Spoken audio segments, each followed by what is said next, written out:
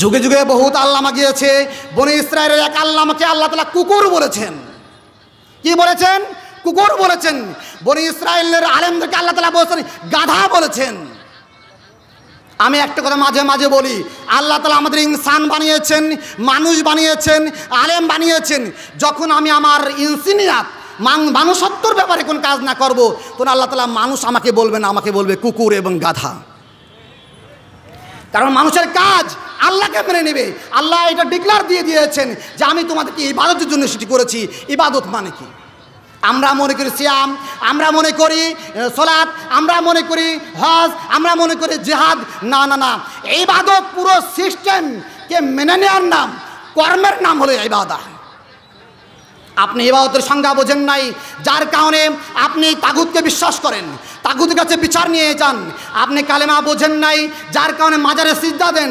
আপনি কালেমা বোঝেন নাই, যার কারণে বিশ্ব তাওহীদকে ভালোবাসতে পারেন না। আসসালামু আলাইকুম ওয়া রাহমাতুল্লাহি ওয়া বারাকাতুহু। টাইম যেহেতু সংক্ষিপ্ত, ভূমিকা ছাড়াই বলি, সমস্ত প্রশংসা সেই আল্লাহ তাআলার জন্য যিনি আমাদের যুবক আলেমদের দ্বারা এমন একটা আয়োজন করার তৌফিক দান করেছেন। এই জন্য শুকরিয়া তান সকলেই বলি আলহামদুলিল্লাহ। পরিপূর্ণ দুরূদ ও সালাম বর্ষিত হোক মুহাম্মদ সাল্লাল্লাহু আলাইহি সাল্লামের উপরে, যিনি নিজ মুখে ঘোষণা দিয়েছেন আনা নাবিউল মালহামাতি ও নাবিউল মারহামা। আমি যেমন যুদ্ধের নবী, তেমনই আমি রহমতের নবী। নবী সাল্লাল্লাহু আলাইহি সাল্লামকে এমন একটা সময় আল্লাহ তাআলা আমাদের জন্য পাঠিয়েছেন, যখন আমাদের পুরো জিন্দেগিতে, জীবনের প্রতিটি স্তরে জাহিলিয়া বসবাস করতেছিল। আমাদের আকীদা বিশ্বাসের মধ্যে জাহিলিয়া ছিল, আমাদের কথাবার্তার মধ্যে জাহিলিয়া ছিল, আমাদের ইবাদতের মধ্যে জাহিলিয়া ছিল, আমাদের কর্মের মধ্যে জাহিলিয়া ছিল। তিনি এসে আমাদেরকে এই জাহিলিয়াতের পথ থেকে বের করে আমাদেরকে তাওহীদের পথে নিয়ে এসেছেন। আল্লাহ তাআলা তাকে এমন একটা সময়ে পাঠিয়েছেন যখন আমরা জাহান্নামের কিনারায় ছিলাম। তিনি আমাদেরকে সেখান থেকে বের করে জান্নাতের দিকে নিয়ে এসেছেন। আমরা ছিলাম শিরিক করতে অভ্যস্ত, তিনি আমাদেরকে তাওহীদের বাণী শুনিয়েছেন। আমরা ছিলাম বিভিন্ন পশু পাখির মতো আচরণ করতাম। আল্লাহ তাআলা আমাদেরকে তার মাধ্যমে মানুষ, সঠিক মানুষ বানিয়েছেন। আমরা ছিলাম এক বর্বরতার যুগের মধ্যে বসবাস করতাম। আল্লাহ তাআলা তাকে পাঠিয়ে আমাদেরকে বিশুদ্ধ একটা মানহাজ, বিশুদ্ধ একটা তাওহীদের পথে আমাদেরকে নিয়ে এসেছেন। তিনি আমাদেরকে দেখিয়েছেন কোনটা বিশুদ্ধ তাওহীদ, তিনি আমাদেরকে শিখিয়েছেন কোনটা বিশুদ্ধ সুন্নাহ।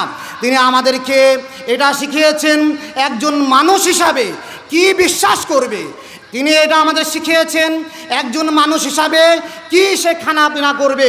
তিনি আমাদেরকে শিখিয়েছেন একজন মানুষ হিসাবে কিভাবে সে কথা বলবে। তিনি আমাদেরকে সুন্দর মানুষ গঠনের জন্য আল্লাহ তাআলা তাকে আমাদের কাছে পাঠিয়েছিলেন। এভাবে 14.5 বছর চলতেছিল।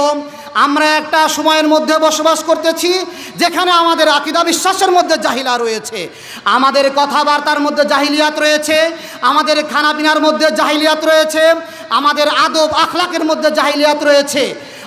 আমরা যখন বুঝছিলাম যে দিন মনে হয় নির্দিষ্ট কিছু কৃষ্টি কালচারের নাম, রব মনে হয় শুধু প্রতিপালকের নাম, ইলাহ মনে হয় শুধু রবের নাম, আমরা যখন এভাবে একটা অন্ধত্বের মধ্যে ছিলাম, তখন আমাদের সামনে, আমাদের কাছে আল্লাহ তাআলা পাঠিয়েছেন তাওহীদের মুয়াজ্জিন জসিমউদ্দিন রহমানী সাহেব।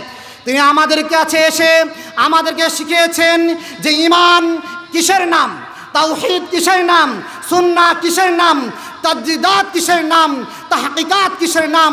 জুমুদ খুমুদের মধ্যে আমরা যখন বসবাস করতেছিলাম, তিনি আমাদেরকে তাওহীদের পথে নিয়ে এসেছেন, তিনি আমাদেরকে ঈমানের পথে নিয়ে এসেছেন। আমরা মনে করতাম ঈমান মনে হয় লোহার মতো শক্ত জিনিস, এটা ভাঙে না, নামাজ ভাঙতে পারে, ওযু ভাঙতে পারে, সিয়াম ভাঙতে পারে, মনে হয় ঈমান ভাঙে না। তিনি আমাদেরকে কোরআন সুন্নাহর মাধ্যমে এটা বুঝিয়েছেন যে ঈমানও ভাঙে। ঈমান ভঙ্গের কারণগুলো আমাদের মাঝে সেই স্পষ্ট ভাষায় বর্ণনা করেছেন। করেছেন। যখন আমরা কালেমা পড়তাম মাজারে সিজদা করতাম, যখন আমরা কালেমা পড়তাম তাগুতের বিধান মানতাম, যখন আমরা কালেমা পড়তাম আমরা শিরকে অভ্যস্ত হয়ে গিয়েছিলাম। তিনি আমাদেরকে সঠিক কালেমার ব্যাখ্যা আমাদের সামনে পেশ করেছেন। কালেমা বলেছেন লা ইলাহা ইল্লাল্লাহ। আমার আগে যে ভাই বলে গিয়েছে কালেমার যে ব্যাখ্যা, সে রিয়েল ব্যাখ্যা তিনি আমাদের সামনে তুলে ধরেছেন, যার কারণে তার বক্তৃতার কারণে, তার বয়ানের কারণে সর্বোচ্চ তাগুত আমেরিকা থেকে শুরু করে সর্বনিম্ন তাগুত শেখ হাসিনা পর্যন্ত রাগান্বিত হয়েছিল। তার বয়ানের মাধ্যমে মুনাফিকরা ক্ষিপ্ত হয়েছিল, তার বয়ানের মাধ্যমে মাজার পুঁজিরা ক্ষিপ্ত হয়েছিল। যখন তিনি বিশুদ্ধ তাওহীদ আমার সামনে পেশ করলেন, তখন আমরা আলহামদুলিল্লাহ আমাদের অনেক ভাই এই তাওহীদ গ্রহণ করেছিল। এমন একটা তাওহীদ ছিল যে তাওহীদের বাণী কাফেরকে রাগান্বিত করে, যেই তাওহীদের ব্যাখ্যা মুনাফিকদের ক্ষিপ্ত করে। এমন একটা তাওহীদ ছিল তিনি পেশ করেছিলেন, যার কারণে তাগুত সরকার পর্যন্ত ক্ষিপ্ত হয়, তাকে দীর্ঘ একটা সময় পর্যন্ত জেলখানায় আটকে রেখেছিল। আমি আপনাদেরকে বলতে চাই, আমার ঈমান যদি কাফেরদের না খেপায়, আমার ঈমান যদি মুনাফিকদের ক্ষিপ্ত না করে, তাহলে আমার ঈমানের মধ্যে সমস্যা আছে। আপনি কালেমা পড়বেন, মাজারে সিজদা দিবেন, আপনার কালেমা টিকবে না। আপনি কালেমা পড়বেন, তাগুতের কাছে বিচার নিয়ে যাবেন, আপনার কালেমা টিকবে না। আপনি কালেমা পড়বেন, আপনি মাজার পূজা করবেন, কালেমা টিকবে না। আপনি কালেমা পড়বেন, আপনার লাইফে ইসলাম প্রতিষ্ঠা করবেন না, আপনার কালেমা টিকবেন না। তিনি আমাদের কাছে দ্বীনের ব্যাখ্যা পেশ করলেন। যখন আমরা দ্বীন বলতে বুঝতাম ধর্ম, দ্বীন বলতে বুঝতাম শুধু ব্যক্তিগত জীবন, তিনি আমাদেরকে শেখালেন দ্বীন বলতে শুধু ব্যক্তিগত জীবন না, দ্বীন বলতে ব্যক্তি জীবনও ধরবে। দ্বীন বলতে এর মধ্যে আসবে পারিবারিক জীবন, সামাজিক জীবন, রাষ্ট্রীয় জীবন, সর্বক্ষেত্রে দ্বীন আঁকড়ে ধরবে। তাওহীদের যে বিষয়টা আমাদের লাইফ, আমাদের জীবন, এটা বিভাজ্য নয়, সর্বক্ষেত্রে তাওহীদকে মানতে হবে। আমরা যে আকীদা বিশ্বাসী, আমরা যে তাওহীদে বিশ্বাসী, এটা অর্ধেক না, শুধু ব্যক্তির জীবনে না, শুধু রাষ্ট্রীয় জীবনে না, শুধু পারিবারিক জীবনে না, শুধু সামাজিক জীবনে না, বরং আমি যেখানে যাব তাওহীদও সেখানে যাবে, আমি যেই স্তরে যাব তাওহীদও সেখানে যাবে, আমার দ্বীনও যাবে। দ্বীন অবিভাজ্য, দ্বীনের মধ্যে কোনো ভৈবাংশ নাই। আরও স্পষ্টভাবে বলতে চাই, আজকে যখন আমরা গণতন্ত্রের নামে, সেকুলারের নামে আমরা যখন আমাদের আকীদা বিশ্বাস নষ্ট করতেছিলাম, তাওহীদের মুয়াজ্জিন আমাদেরকে ঘোষণা দিলেন যে গণতন্ত্র, ডেমোক্রেসি এটা হলো শিরক, এটা আশিরকু ফিল রুবুবিয়্যা, আশিরকু ফিল উলুহিয়্যা।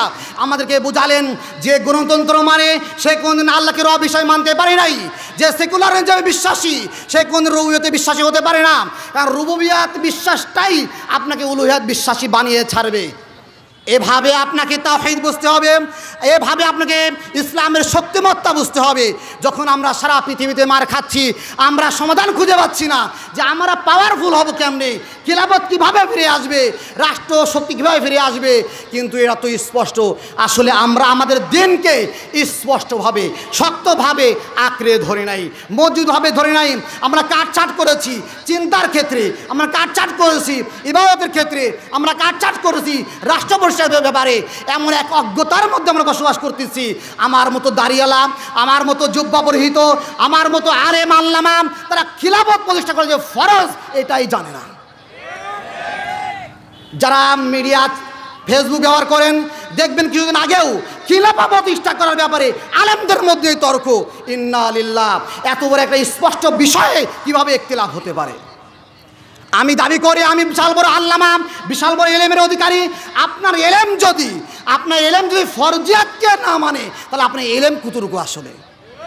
আপনার এলেম যদি রাষ্ট্র প্রতিষ্ঠার জন্য কাজ না করে, আপনার আল্লামা হওয়ার দরকার নাই। আপনার এলেম যদি সৎ কাজের আদেশ অসৎ কাজ নিষেধ করতে না শেখায়, আপনার আলেম হওয়ার প্রয়োজন নাই। আপনার এলেম যদি তাগুত অস্বীকার করতে বাধ্য না করে, আপনার আল্লামা হওয়ার প্রয়োজন নাই। যুগে যুগে বহুত আল্লামা গিয়েছে। বনি ইসরায়েলের এক আল্লামাকে আল্লাহ তাআলা কুকুর বলেছেন। কি বলেছেন? কুকুর বলেছেন। বনি ইসরায়েলের আলেমদেরকে আল্লাহ তাআলা বলেছেন গাধা বলেছেন। আমি একটা কথা মাঝে মাঝে বলি, আল্লাহ তাআলা আমাদের ইনসান বানিয়েছেন, মানুষ বানিয়েছেন, আলেম বানিয়েছেন। যখন আমি আমার ইনসানিয়াত, মানুষত্বর ব্যাপারে কোন কাজ না করব, তখন আল্লাহ তাআলা মানুষ আমাকে বলবেন, আমাকে বলবে কুকুর এবং গাধা। কারণ মানুষের কাজ আল্লাহকে মেনে নেবে। আল্লাহ এটা ডিক্লার দিয়ে দিয়েছেন যে আমি তোমাদেরকে ইবাদতের জন্য সৃষ্টি করেছি। ইবাদত মানে কি? আমরা মনে করি সিয়াম, আমরা মনে করি সালাত, আমরা মনে করি হজ, আমরা মনে করি জিহাদ। না না না, ইবাদত পুরো সিস্টেমকে মেনে নেওয়ার নাম, কর্মের নাম হলো ইবাদত। আপনি ইবাদতের সংজ্ঞা বোঝেন নাই, যার কারণে আপনি তাগুতকে বিশ্বাস করেন, তাগুতের কাছে বিচার নিয়ে যান। আপনি কালেমা বোঝেন নাই, যার কারণে মাজারে সিজদা দেন। আপনি কালেমা বোঝেন নাই, যার কারণে বিশ্ব তাওহীদকে ভালোবাসতে পারেন না। একটা কথা বলেই শেষ করে দেব, তাওহীদের মুয়াজ্জিন ভাইয়ের ব্যাখ্যা করে গিয়েছে, তারপর আমি একটু খালি এই দুটি কথা বলেই আমার বয়ান শেষ করবো ইনশাআল্লাহ। তাওহীদের মুয়াজ্জিন, তাওহীদের ঘোষক, যে যে বিষয়ে কাজ করে, বেশি কাজ করে, মানুষ তাকে ওইভাবে উপাধি দেয়। যেমন আমাদের পরিচালিত এক বক্তার নাম আছে খতিবুল উম্মাহ, উম্মার খতিব। তার মানে কি বাকি বক্তা খতিব না? বাকি বক্তা খতিব না। একজনের নাম আছে মুহিউস সুন্নাহ, তাহলে সে একাই কি মুহিউস সুন্নাহ? আর কে মুহিউস সুন্নাহ না? উনি সুন্নাহ জিন্দাকারী, আর আমরা সুন্নাহকে মৃত্যুদানকারী। বিষয়টা কেমন? এমন না। আসলে মানুষ নাম দেয় যে বিষয়ে, যে বিষয়ে ভালো কাজ করে তাকে কি সেই বিষয়ে নাম দেয়। কথা বুঝতে পারলাম? এই সংক্ষিপ্ত বয়ানে যা বললাম, আল্লাহ তাআলা আমাদের আমল করার তৌফিক দান করুন। সর্বশেষ একটা কথা বলে দেব, আমাদেরকে ইলম অর্জন করতে হবে, বিশুদ্ধ ইলম। 2 নম্বরে ইলমের প্রচার ঘটাতে হবে। 3 নম্বর দাওয়ার নিজে আমল করতে হবে। 4 নম্বর হলো জিহাদ ফি সাবিলিল্লাহ করতে হবে। শোনেন, জিহাদ ফি সাবিলিল্লাহ ছাড়া পৃথিবীতে খিলাফত ব্যবস্থা কোনো ফিরে আসতে পারে না। অবশ্যই সবার দাবি শরিয়া। সবার দাবি কি? শরিয়া। শরিয়া চাই আমরা, মানব রচিত কোনো আইনের অধীনে বসবাস করতে চাই না। আল্লাহ তাআলা আমল করার তৌফিক দান, আমিন।